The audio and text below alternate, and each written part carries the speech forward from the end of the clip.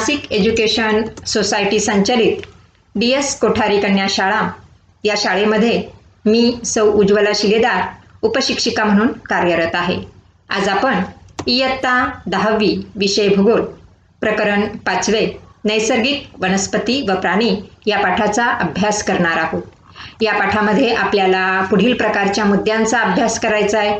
ब्राझीलमधील वनस्पती व प्राणी, त्याचप्रमाणे भारत वनस्पती व वन्यजीवन, ब्राझीलमधील वन्यजीवनाशी संबंधित समस्या, भारतातील वन्यजीवनाशी संबंधित समस्या, वन्य प्राण्यांचे संरक्षण व वनांचे संवर्धन. आपण या पाठामध्ये भारत व ब्राझील या दोन्ही देशांमध्ये ज्या वनस्पती आहेत आणि प्राणी आहेत यांचा अभ्यास करत असताना आपल्याला लक्षात येतं की वन्यजीवन आणि वनस्पती या दोन्ही बाबतीमध्ये भारत आणि ब्राझील हे समृद्ध आहेत. पाठाच्या सुरुवातीलाच आपल्याला काही छायाचित्र दिलेले आहेत विद्यार्थ्यांनो. पहिलं जे छायाचित्र आहे ते बघा, आपल्या भारतामध्ये देखील आढळतंय. निवडुंग. निवडुंग ही वनस्पती भारताच्या राजस्थानच्या भागामध्ये उष्णकटिबंधामध्ये आढळते आणि ही वनस्पती ब्राझीलमध्ये देखील आढळते. त्याचप्रमाणे या ठिकाणी दुसरी जी वनस्पती आहे ती म्हणजे कॉफी. कॉफी भारताच्या या ठिकाणी दक्षिण भागामध्ये डोंगर उतारावर आढळणारी वनस्पती आहे. त्यानंतर सागाचे वृक्ष जे आपल्याला पश्चिम घाटमाथ्यावर पाहायला मिळते. आणि आता जो पक्षी आपल्याला दिसतोय हा वैशिष्ट्यपूर्ण पक्षी या ठिकाणी ब्राझीलमध्ये आढळतो. त्याचं नाव आहे रुफोस बेलिड. हा पक्षी मात्र ब्राझीलमध्येच आढळतो, भारतामध्ये नाही. आणि हा जो प्राणी आहे हा तुमच्या सगळ्यांच्याच परिचयाचा आहे, बिबट्या, जो आपल्याला भारत आणि ब्राझील या दोन्ही देशांमध्ये आढळतो. मात्र यानंतरचा जो काही महाकाय ॲनाकोंडा आहे हा मात्र आपल्याला ब्राझीलच्या दलदलीच्या प्रदेशामध्ये आढळतो. ब्राझीलच्या वनस्पतींची माहिती घेत असताना आणि त्या ठिकाणी असणारं जे काही हवामान आहे, तापमान आहे याचा अभ्यास करण्यासाठी आपल्याला या ठिकाणी पुढील आकृतीची मदत घ्यावी लागणार आहे. आपल्याला या आकृतीमध्ये पाहायला मिळतंय की आपण ज्यावेळेस ब्राझीलमध्ये उत्तरेकडून दक्षिणेकडे जातो त्यावेळी आपल्याला ही जी भूरचना आहे ह्या भूरचनेमध्ये या ठिकाणी ब्राझीलमधील उच्च गियाना भूमीचा भाग दिसतोय, ज्या ठिकाणी तापमान हे 21 अंश सेल्सिअस आहे, तर पर्जन्यमान हे या ठिकाणी 1600 मिलीमीटर एवढं आहे. त्यानंतरचा जो भाग आहे तो म्हणजे ॲमेझॉन नदीचे खोरे. या ठिकाणी सर्वाधिक पर्जन्यमान आहे 2000 मिलीमीटर आणि वार्षिक सरासरी तापमान आहे 28 अंश सेल्सिअस. ॲमेझॉन नदीचा खोऱ्याचा भाग हा अधिक पर्जन्यमानाचा भाग समजला जातो. या ठिकाणी पर्जन्याचा कालावधी देखील अधिक आहे आणि वार्षिक जर आपण एकंदरीत पर्जन्यमान पाहिलं किंवा पर्जन्याचा कालावधी, पाऊस पडण्याचा कालावधी जो आहे तो आपल्याला जास्त पाहायला मिळतो. या भागामध्ये सदाहरित वनं आढळतात. या वनांमध्ये विविध प्रकारच्या वनस्पती, त्याचप्रमाणे प्राण्यांचा जर आपण विचार केला तर अनेक झाडांवर आणि सरपटणारे प्राणी आपल्याला पाहायला मिळतात, माकड.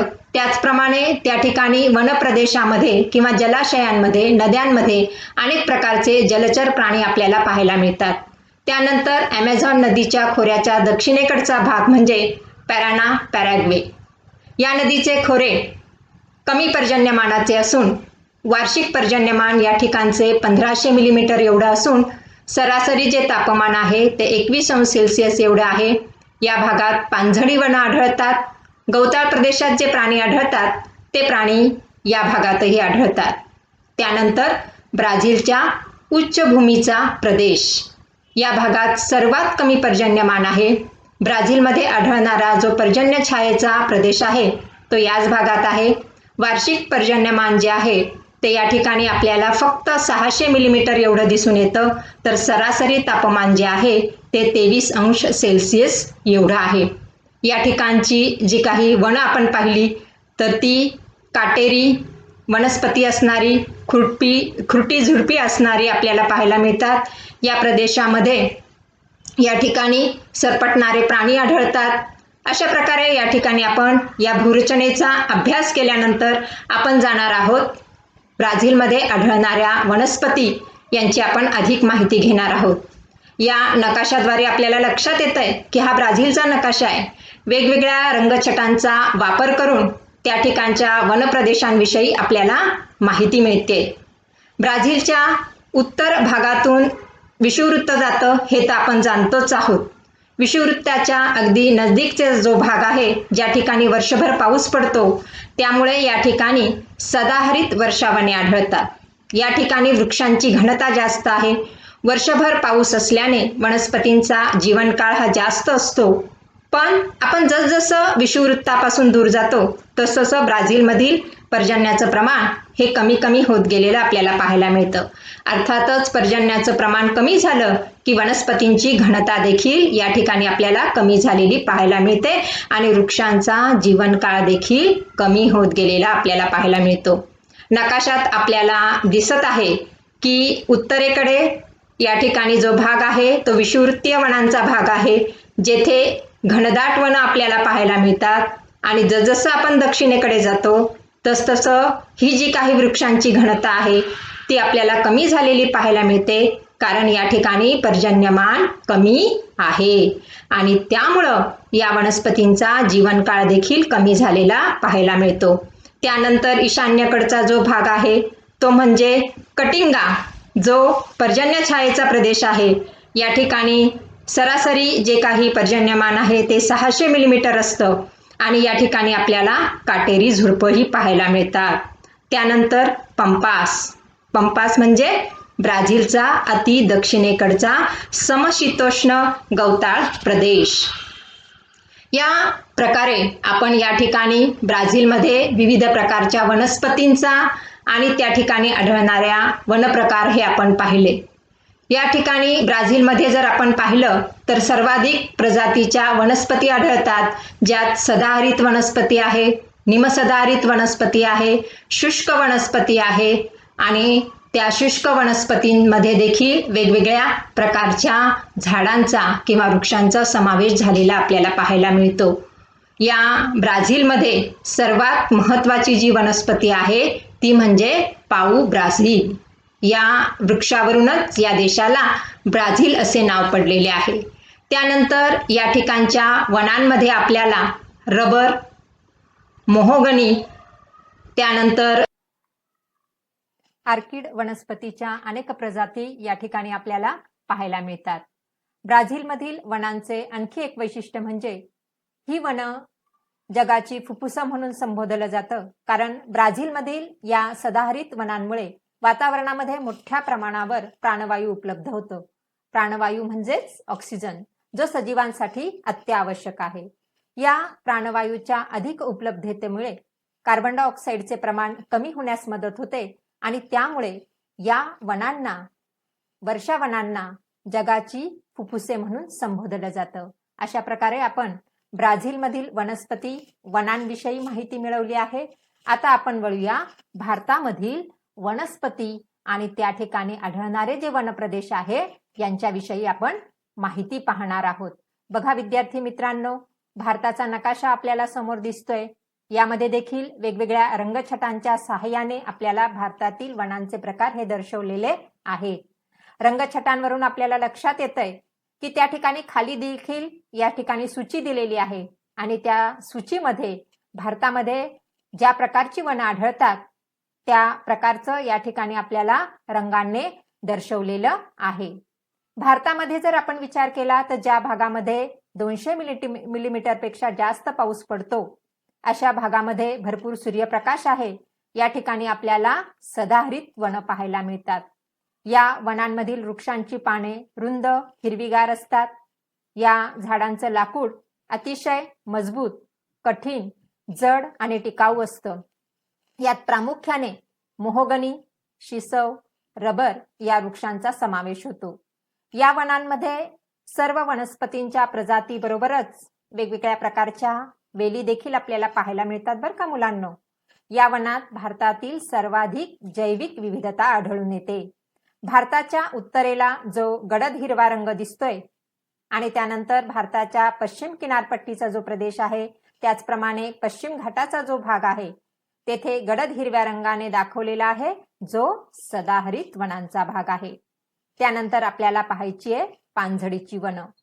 भारताच्या ज्या प्रदेशांमध्ये 1000 ते 2000 मिलीमीटरच्या दरम्यान पाऊस पडतो, त्या प्रदेशामध्ये पानझडीची वनं आढळतात.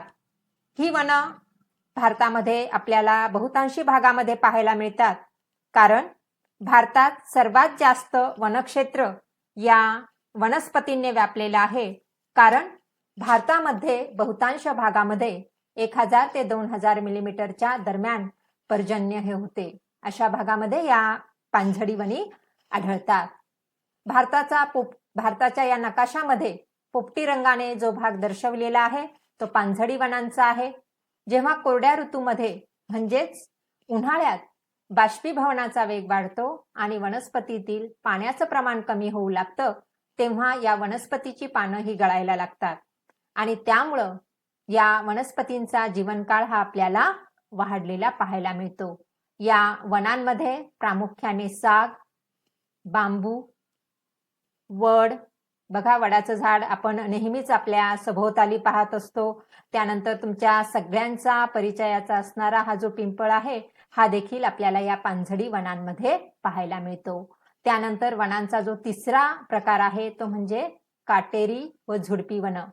भारताच्या ज्या प्रदेशामध्ये दीर्घकाळ कोरडा उन्हाळा आणि 500 मिलीमीटरपेक्षा देखील कमी पाऊस पडतो, अशा प्रदेशामध्ये काटेरी झुडपं आपल्याला पाहायला मिळतात.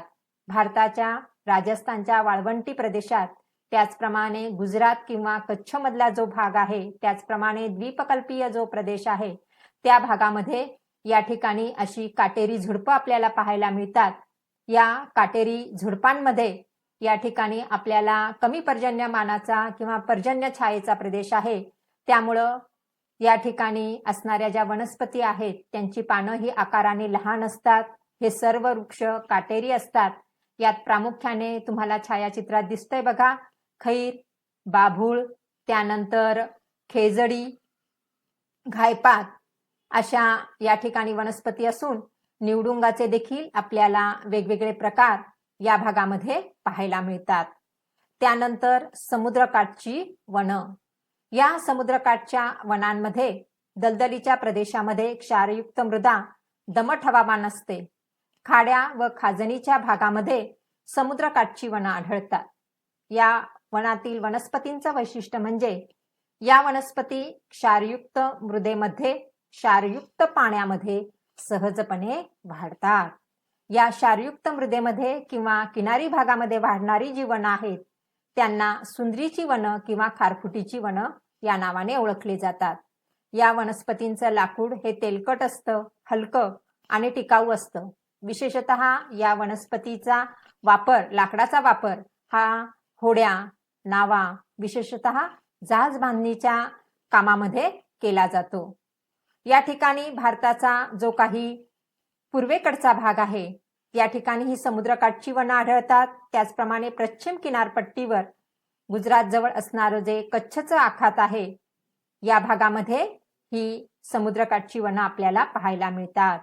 वनांचा जो पुढचा भाग आहे, तो अतिशय वैशिष्ट्यपूर्ण आहे, तो म्हणजे हिमालयीन वनं. भारताच्या उत्तरेला तुम्हाला सगळ्यांना माहिती आहे, हिमालय पसरलेला आहे आणि या हिमालयावर आढळणाऱ्या वनांची माहिती आपण ज्यावेळेस पाहतो, त्यावेळेस हिमालयाचा अतिउंच जो प्रदेश आहे, या अतिउंच प्रदेशामध्ये हंगामी फुलझाडं आपल्याला पाहायला मिळतात. हिमालयात उन्हाळ्यामध्ये हिम वितळायला लागतं. हिम वितळल्यानंतर या ठिकाणच्या वनस्पतींना फुलं येतात, म्हणजेच विशिष्ट हंगामातच त्यांना फुलं येतात.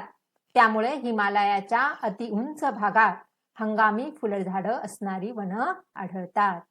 हिमालयाच्या मध्यम उंचीच्या प्रदेशामध्ये सूचिपर्णी वृक्षांची वनं आढळतात.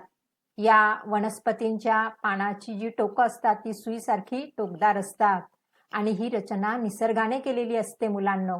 कारण हिवाळ्यात ज्यावेळेस या ठिकाणी हिमकण पडतात, हिमवर्षा होतो, तेव्हा पानांवर पडलेले हिमकण जमिनीच्या दिशेने घसरून जावी, यासाठी ही पानांची रचना निसर्ग निर्मितच असते.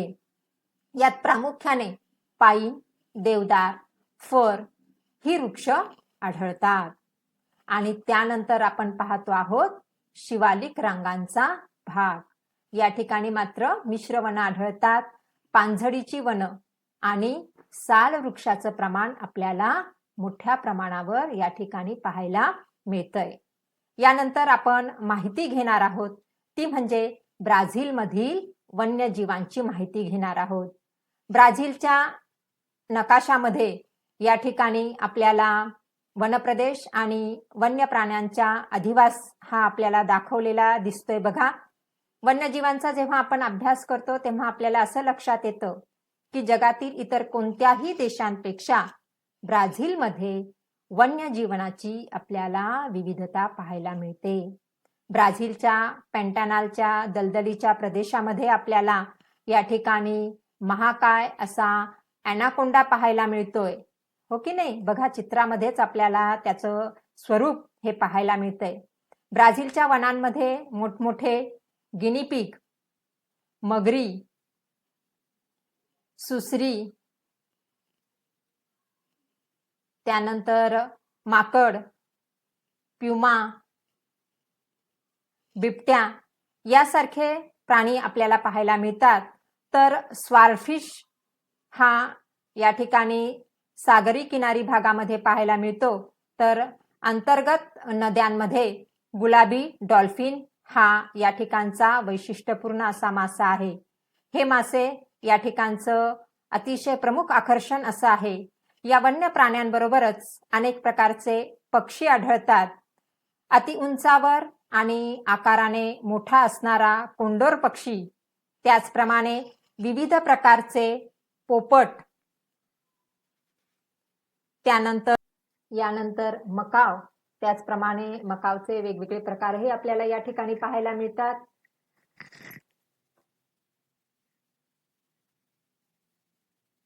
फ्लेमिंगो मध्ये देखील विद्यार्थ्यांनो वेगवेगळ्या प्रकारचे फ्लेमिंगो हे या ठिकाणी आपल्याला आढळतात. पक्षी व प्राण्यांबरोबरच ब्राझीलमध्ये लक्षावधी प्रकारचे कीटक सुद्धा आढळतात. अशा विविधतेमुळे ब्राझीलमधील वन्यजीवन हे समृद्ध झालेले आहे. परंतु अलीकडच्या काळामध्ये ब्राझीलमध्ये अनेक पर्यावरणीय समस्या या निर्माण झालेल्या आहेत. वनांचा ऱ्हास होतोय आणि या ऱ्हासाची किंवा वनांचं प्रमाण कमी होण्याची कारणं देखील आपल्याला पाहावी लागणार आहेत. त्यात पहिलं जे कारण आहे ते म्हणजे प्राण्यांची तस्करी, स्थलांतरित शेती, ज्याला स्थानिक भाषेमध्ये रोका असं म्हणतात. रोका म्हणजे सपाट भूप्रदेशातील अरण्य जे आहे त्याची तोड केली जाते, जंगलतोड केली जाते आणि अशा सपाट भूभागावर पारंपरिक पद्धतीने शेती केली जाते. हा भाग नापीक झाल्यानंतर पुन्हा पुढचं क्षेत्र हे निवडलं जातं आणि त्या ठिकाणी अशी स्थलांतरित शेतीही केली जाते. अलीकडच्या काळामध्ये या रोका प्रकारच्या शेतीमुळे मोठ्या प्रमाणावर जंगलांचं प्रमाण किंवा वनक्षेत्र हे आपल्याला कमी झालेलं पाहायला मिळतं. ब्राझीलमध्ये वाढणाऱ्या प्रदूषणामुळे देखील अनेक पर्यावरणीय समस्या या निर्माण झालेल्या आपल्याला पाहायला मिळतात. आता जे तुम्ही छायाचित्र पाहिलंय ते रोका शेतीचं आहे बरं का. या सर्व समस्यांमुळे ब्राझीलमधील वन ही नष्ट होत चाललेली आहे. 2019 मध्ये तुम्हाला माहिती आहे की ऑगस्ट आणि सप्टेंबरमध्ये ब्राझीलमध्ये मोठ्या प्रमाणावर या जंगलांमध्ये वणवा पेटला होता, ज्यात हजारो हेक्टर जी झाडं आहेत ती नष्ट झाली होती. लाखो प्रकारचे प्राणी हे मृत्युमुखी पडले होते आणि त्यामुळं ही जी वनं आहे त्यांचं संवर्धन करणं, त्यांचं संरक्षण करणं हे गरजेचं आहे. आपण आता ब्राझीलच्या वन्यजीवनाची माहिती घेतली, तशीच आपण या ठिकाणी भारतीय वन्यजीवनाची देखील माहिती घेणार आहोत. भारतीय वन्यजीवनाचा जर आपण अभ्यास केला तर त्या ठिकाणी आपल्याला असं लक्षात येतं की भारतामध्ये सुद्धा वेगवेगळ्या प्रकारच्या अनेक प्रजाती आपल्याला पाहायला मिळतात. भारतातील जो उष्ण आणि आर्द्र वन जी आहेत या भागामध्ये आपल्याला हत्ती मोठ्या संख्येने पाहायला मिळतात. त्याचप्रमाणे आसामच्या दलदलीच्या प्रदेशामध्ये एकशिंगी गेंडा आढळतो.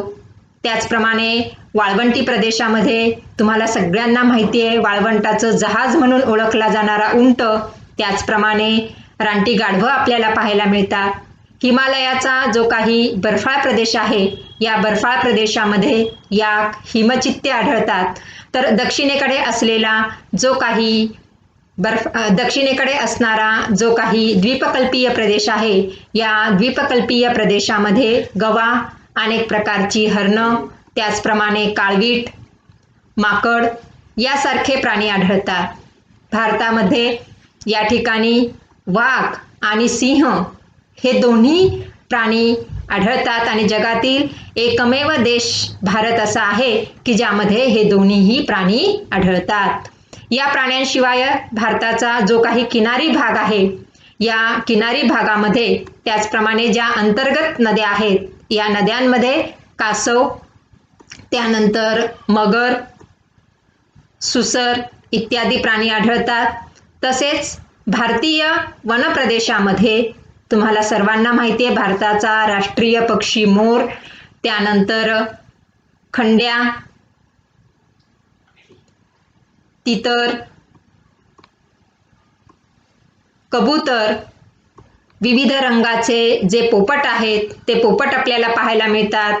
आणि पाणथळ जागांमध्ये आपल्याला बघा बदक, बगळे, गवताळ प्रदेशामध्ये माळढोक सारखे पक्षी आपल्याला आढळतात. अशा प्रकारे भारत देखील या ठिकाणी वन्य प्राण्यांनी समृद्ध असा देश आहे. भारत हा देश वैशिष्ट्यपूर्ण प्राणी असलेला देश म्हणून सर्वांना परिचयाचा आहे. पण ब्राझील सारख्या भारतामध्ये सुद्धा या ठिकाणी वनक्षेत्रांच्या बाबतीत अनेक समस्या निर्माण झालेल्या आपल्याला पाहायला मिळतात. हळूहळू वन्यक्षेत्र जी आहेत ती आपल्याला कमी झालेली पाहायला मिळतात. याचं पहिलं कारण म्हणजे तुम्हाला सगळ्यांना माहिती आहे की मोठ्या प्रमाणावर होणारं प्रदूषण, प्राण्यांची तस्करी केली जाते. त्याचप्रमाणे निर्वनीकरण म्हणजे काय रे, तर वसाहती निर्माण करणं. कारखानदारीसाठी किंवा औद्योगिकरणासाठी मोठ्या प्रमाणावर जंगलतोड केली जाते.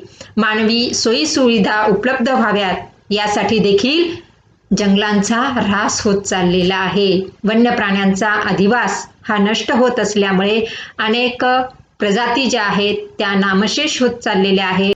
भारतामध्ये या ठिकाणी अनेक प्रकारच्या ज्या प्रजाती आहेत त्या नामशेष होत चाललेल्या आहे. उदाहरणार्थ चित्ता हा प्राणी अलीकडच्या काळात भारतात नामशेष झालेला आपल्याला पाहायला मिळतो. यासारख्या वन्य प्राण्यांचं संरक्षण होणं, त्यांचं संवर्धन होणं अत्यंत गरजेचं आहे. या दृष्टीने भारत सरकारने देखील अनेक उपक्रम, अनेक योजना ह्या राबवलेल्या आपल्याला पाहायला मिळतात. भारतामध्ये या ठिकाणी प्राण्यांचं संवर्धन व्हावं यासाठी अभयारण्य, राष्ट्रीय उद्यानं व वन्य प्राण्यांची व पक्ष्यांची अभयारण्य ही या ठिकाणी निर्माण करण्यात आलेली आहे. आपल्या महाराष्ट्रामध्ये नांदूर मधमेश्वर तुम्हाला सगळ्यांना माहिती आहे. या नांदूर मधमेश्वर या ठिकाणी पक्ष्यांचं अभयारण्य हे पक्ष्यांचं संरक्षण व्हावं किंवा त्यांचं जतन व्हावं यासाठी हे निर्माण करण्यात आलेलं आहे. आणि अशा प्रकारे विद्यार्थ्यांनो प्राण्यांचं, पक्ष्यांचं आणि वनांचं संवर्धन करणं, जतन करणं हे आपल्या हातात आहे आणि ते आपलं आद्य कर्तव्य आहे. यानंतर आपण या ठिकाणी या पाठावरचा स्वाध्याय पाहणार आहोत.